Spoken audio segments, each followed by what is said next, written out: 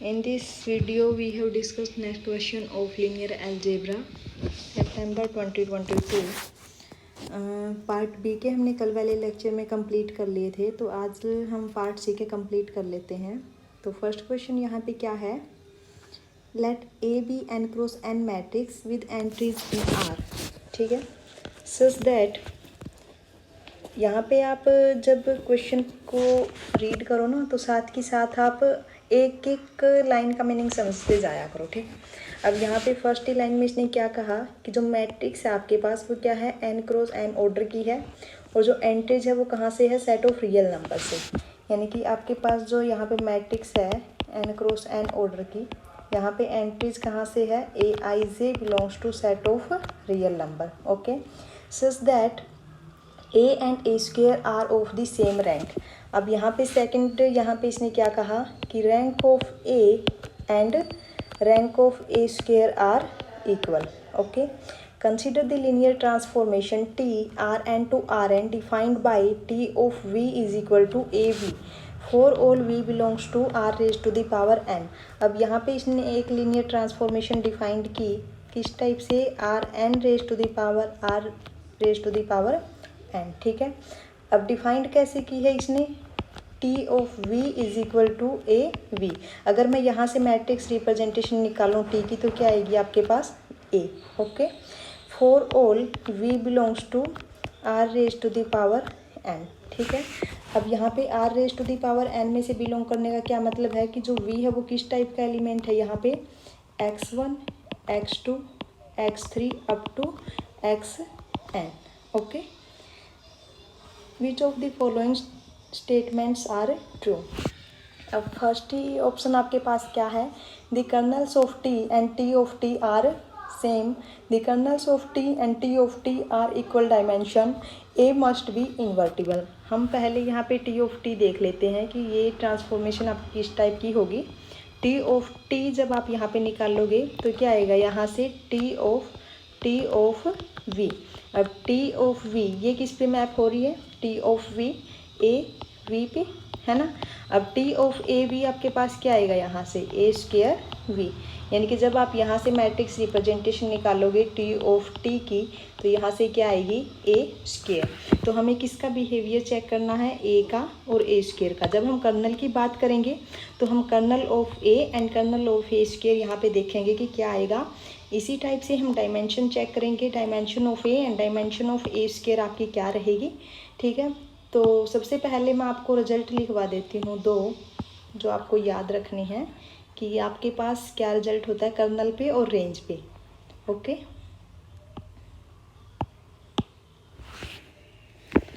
First जो आपका result होता है, रेंज ऑफ ए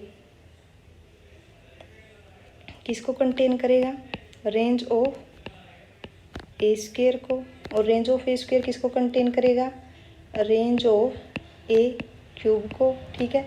ये आपका डिसेंडिंग ऑर्डर में होता है, ओके। ये आपका क्या होता है, डिसेंडिंग ऑर्डर में। उसके बाद जो कर्नल होगा वो बिल्कुल इसके अपोजिट होता है। जो इसका कर्नल होगा, कर्नल बिल्कुल ही अपोजिट होगा। जैसे ये आपका डिसेंडिंग ऑर्डर में होता है, कर्नल आपका असेंडिंग ऑर्डर में होगा, ओके। तो यहाँ से kernel of A contained in kernel of A square contained इन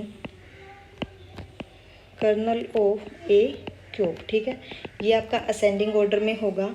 और आपको पता होगा कि जो रेंज ऑफ ए है वो आपका क्या बनाता है, हमेशा वेक्टर स्पेस, ठीक है। जो रेंज होते हैं वो क्या होता है, ऑलवेज वेक्टर स्पेस, ठीक है। Range of A is vector space, ठीक है। ये हमेशा वेक्टर स्पेस बना के जाता है, ओके। अब हम अपने क्वेश्चन पे आते हैं कि क्वेश्चन क्या है आपका, rank of A is equal to rank of A square. आपको ये गिवन है ना। अब मैंने आपको क्या कहा कि जो रेंज ऑफ ए है और रेंज ऑफ ए स्क्वेयर है, यहाँ पे जो रेंज ऑफ ए है वो किसको कंटेन करता है, रेंज ऑफ ए स्क्वेयर को। और दोनों की जो डायमेंशन है वो भी क्या है, इक्वल है। और दोनों के दोनों क्या है, वेक्टर स्पेस बना के जाते हैं। तो हम यहाँ से ईजिली ये बोल सकते हैं कि जो रेंज ऑफ ए है वो किसके इक्वल होगा, रेंज ऑफ ए स्क्वायर के, ठीक है। तो यहाँ से आपके पास क्या आ गया, this implies kernel of A is equal to kernel of A square. तो यहाँ से आपका फर्स्ट ऑप्शन करेक्ट हो गया। उसके बाद जो सेकंड ऑप्शन है क्या है, the kernels of T and T of T are equal dimension. अब ये इक्वल डायमेंशन के हैं, ओके। तो सेकंड ऑप्शन भी आपका करेक्ट हो गया। अब जो एक और ऑप्शन मैंने यहाँ पे लिखा नहीं है, लेकिन क्वेश्चन पेपर में सेकंड और थर्ड ऑप्शन आपका सेम था, इसलिए मैंने वो लिखा नहीं है, वो क्वेश्चन पेपर में ही मिसप्रिंट था। अब यहाँ पे जो थर्ड ऑप्शन है ये क्या है, ए मस्ट बी इन्वर्टिबल, ओके। लेकिन ये ट्रू नहीं होगा, क्योंकि अगर मैं यहाँ पे ए को चूज़ करूँ 0 0 0 0, अब ये इनकी कंडीशंस को सेटिस्फाई तो करेगा कि जो रैंक होगा ए और ए स्क्वायर का वो क्या होगा, सेम होगा। लेकिन यहाँ पे ये इन्वर्टिबल नहीं है, बिकॉज डिटर्मिनेंट ऑफ ए क्या आ गया यहाँ से 0। तो option third is incorrect. Only 2 options is correct in this question, first and second, okay. अब क्वेश्चन पेपर में आपके 2 ऑप्शन सेम थे, तो इसलिए आपके 3 ऑप्शंस वहाँ पे करेक्ट होंगे। जो ए मस्ट भी इन्वर्टिबल है ये आपका ऑप्शन इनकरेक्ट होगा, ठीक है। और मैं आपको यहाँ पे रेंज और कर्नल की डेफिनेशन अगर बताऊँ आपको, ठीक है, अगर मैं डेफिनेशन आपको बताऊँ, अगर इसमें समझ में नहीं आया हो कि रेंज और कर्नल की डेफिनेशन आपकी क्या होगी, तो आप डेफिनेशन से कर लेना, ठीक है। अब यहाँ पे देखिए, अगर मैं रेंज ऑफ टी की डेफिनेशन यहाँ पे लिखती हूँ तो क्या आएगा, for all T of u such that u belongs to R raise to the power n, ठीक है, क्योंकि यहाँ पे टी किस टाइप से डिफाइन है, R raise to the power n to R raise to the power n, okay. अब और जो कर्नल ऑफ टी होगा, कर्नल ऑफ टी एक टाइप से क्या होता है, नलिटी ऑफ टी, ठीक है। नलिटी ऑफ टी को ही हम कर्नल बोलते हैं। नलिटी ऑफ टी आपको क्या होगा, u belongs to R raise to the power n such that T of u is equal to 0। आपकी यही नलिटी होती है और इसी को हम कर्नल बोल देते हैं, ठीक है। आपकी रेंज ऑफ टी और कर्नल ऑफ टी की डेफिनेशन ये है। अगर आप बाय डेफिनेशन इसको चेक करना चाहो तो भी कर सकते हो, ओके। लेकिन आप जो कर्नल और रेंज का जो असेंडिंग और डिसेंडिंग ऑर्डर था उसको ध्यान रखना, क्योंकि उसी से हम बोल सकते हैं कि range of A is equal to range of A square, because range always a vector space, okay. Next question पे चलते हैं। नेक्स्ट क्वेश्चन आपके पास क्या है, for a positive integer n greater than equal to 2 let m and r denote the vector space of n cross n matrices with entries in R. अब यहाँ पे इसने एम एन आर किस type से डिफाइन की, जो M n R है इसने कहा कि एम एन आर एक वेक्टर स्पेस है और उसमें किस टाइप के एंट्रीज हैं, vector space of n cross n matrices with entries in R. मैंने मान लिया कि इसमें जो मैट्रिक्स है वो एन क्रॉस एन ऑर्डर की है, such that A I J belongs to set of real number. यही कहा है ना इसने कि जो एम एन आर है वो इस टाइप का वेक्टर स्पेस है। Which of the following statements are true.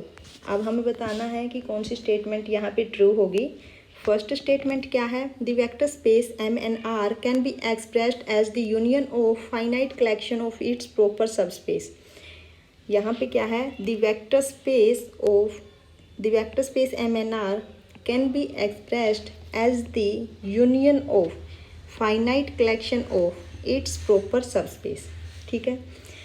क्या हम एम एन आर को finite union collection of its proper subspace में एक्सप्रेस कर सकते हैं, यानी कि क्या एम एन आर को हम सबस्पेसेस की यूनियन में लिख सकते हैं, और जो सबस्पेसेस होंगे वो क्या होने चाहिए, finite, okay, collection of finite subspaces. तो यहाँ पे एम एन आर को मैं ऐसे लिख सकती हूँ, एम एन आर को मैं इसे लिख सकती हूँ जनरेटिंग सेट ऑफ, अगर मैं यहाँ पे 2 के लिए बात करूँ, ऐसे ही आप n के लिए कर लेना, for n is equal to 2। मैं 2 के लिए बात करती हूँ यहाँ पे कि 1 0 0 0 एक जनरेटिंग सेट मैंने ये लिया, union of generating set 0 1 0 0, union of generating set 0 0 1 0 and the union of generating set 0 0 0 1, ठीक है। तो मैंने यहाँ पे फाइनाइट कलेक्शन ऑफ सब स्पेसिस ले लिए। आपको पता होगा कि जो जनरेटिंग सेट होता है वो हमेशा क्या होता है, सब स्पेस, ठीक है। जनरेटिंग सेट इज ऑलवेज सब स्पेस, पता है ना आपको, पता है। जनरेटिंग सेट ऑलवेज सब स्पेस, ओके। यहाँ पे मैं लिख भी देती हूँ, एवरी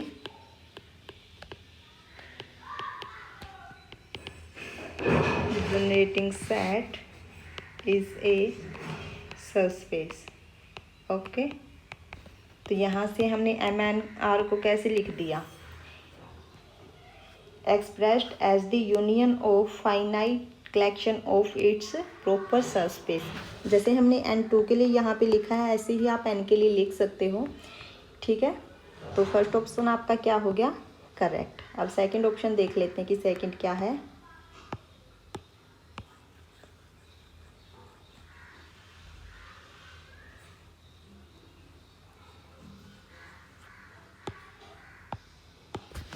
सेकंड आपके पास है, let A be an element of M n R. यहाँ पे इसने एक ए एलिमेंट लिया, कहाँ से, एम एन आर से, okay. Then for any real number x, x क्या है, एक रियल नंबर है, एंड एक अपसाइलन लिया इसने greater than 0, there exist a real number y belongs to x minus epsilon x plus epsilon such that determinant of y I plus A not equal to 0। हमें यहाँ पे x के लिए एक ऐसा y चूज़ करना है, एक ऐसा y फाइंड आउट करना है कि जब हम डिटर्मिनेंट निकालें वाई आई प्लस ए का तो वो किस नॉट इक्वल टू 0 आए, ठीक है। तो मैं यहाँ पे क्या ले लेती हूँ, a कोई भी एक अपनी मैट्रिक्स है, ठीक है। Let lambda a are the eigen values of A, this implies determinant of A is the product of all eigen values, ठीक है यहाँ तक। उसके बाद अब देखिए कि there exist a real number y। अब हमें यहाँ पे क्या शो करना है एग्जैक्टली कि हमें एक ऐसा y फाइंड आउट करना है कि जब हम डिटर्मिनेंट यहाँ पे निकालें वाई आई प्लस ए क्या आए, नॉट इक्वल टू 0। तो यहाँ पे y पे कुछ कंडीशंस लगेंगी कि किस टाइप का यहाँ y होना चाहिए। तो अब इधर देखिए कि जब मैं डिटर्मिनेंट यहाँ पे निकालूँ a प्लस वाई आई का, तो यहाँ पे क्या आएगा, product of eigen values of a plus y, ठीक है, ये आएगा, है ना। तो यहाँ पे हमें कैसा y चूज करना है, यहाँ पे कंडीशन क्या होनी चाहिए। अब ये नॉट इक्वल टू 0 कब होगा, अब यहाँ पे ये नॉट इक्वल टू 0 कब होगा, choose y belongs to x minus epsilon x plus epsilon such that lambda a plus y not equal to 0 for all eigen values of a, ठीक है। हमें यहाँ पे y किस टाइप से चूज करना है कि eigenvalues plus y not equal to 0 रहे, तभी हम बोल सकते हैं कि जो determinant of y I plus A है वो क्या आएगा, नॉट इक्वल टू 0, ठीक है। तो option second is also correct. Option third देखिए, ऑप्शन थर्ड हम साथ में लिख लेते हैं कि ऑप्शन थर्ड क्या है, ठीक है।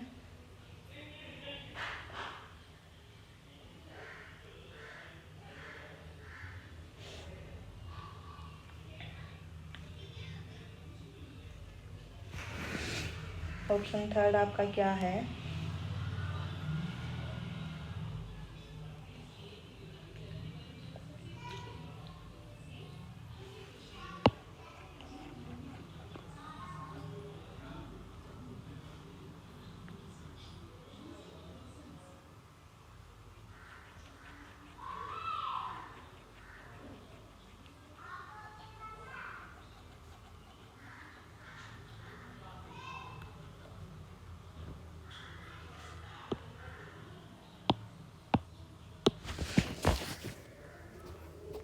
ऑप्शन सी देखिए फ्रेंड्स, ऑप्शन सी है, suppose A and B are two elements of M and R such that their characteristic polynomial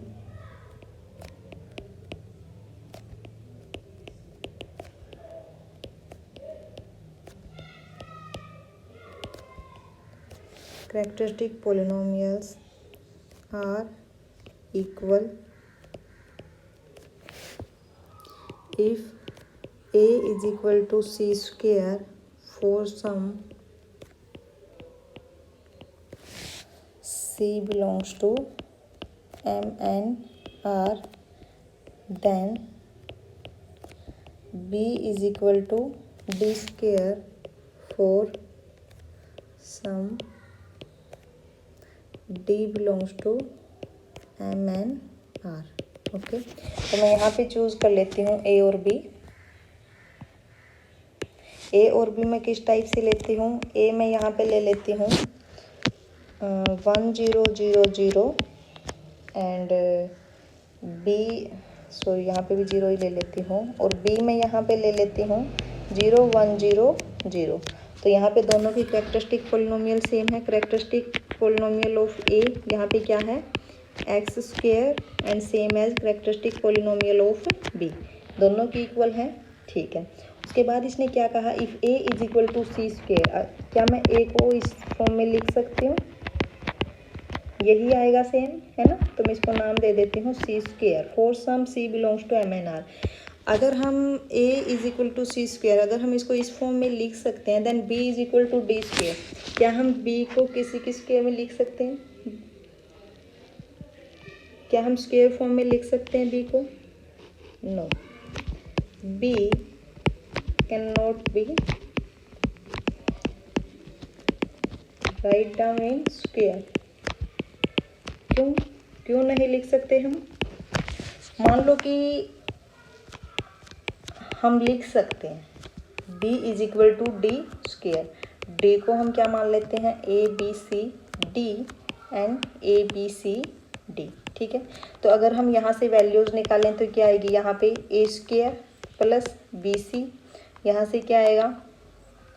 A B plus B D, यहाँ से क्या आएगा? ए सी प्लस सी डी, और यहाँ से क्या आएगा? C B plus D square. जब हम कंपेयर करेंगे तो क्या आएगा? A square plus B C is equal to 0। अगर मैं यहाँ से ए की वैल्यू निकालना चाहूँ तो क्या आएगी? Minus of B C. ए यहाँ से क्या आ गया? Plus minus square root of minus B C. ये आपके पास क्या होगी? Complex value. बट यहाँ पे हम किस पे बात कर रहे हैं? रियल पे, है ना? यहाँ पे हम किस पे बात करेंगे?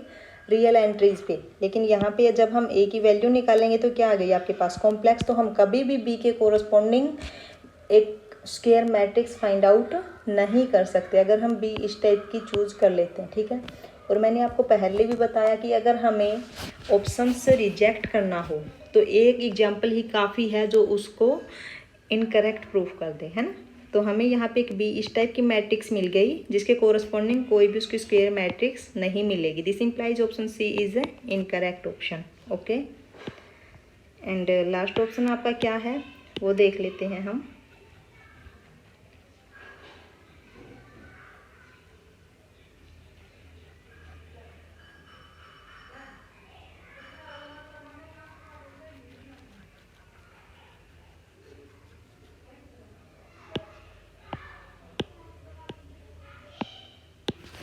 डी ऑप्शन देखिए, डी क्या है? For any subspace W of M and R there exists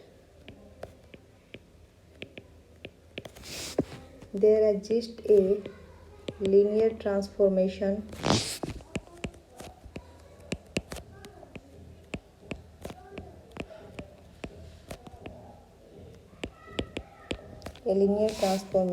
such that range of T is equal to W. Okay, मैं यहाँ पे एक ट्रांसफॉर्मेशन डिफाइन करती हूँ किस टाइप से, mn टू mn। ओके, मैंने एक ट्रांसफॉर्मेशन यहाँ पे डिफाइन की और एक सब स्पेस लिया मैंने W किस टाइप से, किससे स्पैन हो रहा है वो, A1 A2 up to AN। ठीक है, तो जो मैंने यहाँ पे ट्रांसफॉर्मेशन ली है, अब यहाँ पे जो MNR है उसका स्पैनिंग सेट मैं ले लेती हूँ E1 E2 up to EN। और जो यहाँ पे E1 होगी वो किस टाइप की मैट्रिक्स होगी, 1 0 0 up to 0 0 0 up to 0 and so on 0। मैं इस टाइप की मैट्रिक्स यहाँ पे ले लेती हूँ। ठीक है, तो कैसे डिफाइन करूँगी इस ट्रांसफॉर्मेशन को मैं, T of EI is equal to AI for I less than equal to K and T of EJ is equal to 0 for J greater than K। ठीक है, तो यहाँ पे I less than equal to K के लिए यहाँ पे क्या आ गई, जब आपका I less than equal to K है तो T जब E1 में निकालूँ तो क्या आएगा, A1। T ऑफ E2 में निकालूँ तो क्या आएगा आपके पास, A2। T ऑफ E3 निकालूँ तो क्या आएगा, A3 up to T of E के आपके पास क्या आ गया, AK। तो रेंज सेट आपके पास क्या बनेगा, रेंज ऑफ T आपके पास क्या आ गया, A1 A2 up to AK। और आपको पता है कि जो रेंज ऑफ T है ये हमेशा क्या बना के जाता है, सब स्पेस, यानी कि वेक्टर स्पेस ये होता ही है। तो हमें एक सब स्पेस फाइंड आउट करना था और ये यही है ना जो हमारा जो W है, यही सब स्पेस है। ठीक है, तो हमने किसी भी सब स्पेस के कोरस्पॉन्डिंग एक लीनियर ट्रांसफॉर्मेशन हम फाइंड आउट कर सकते हैं जो कि इस टाइप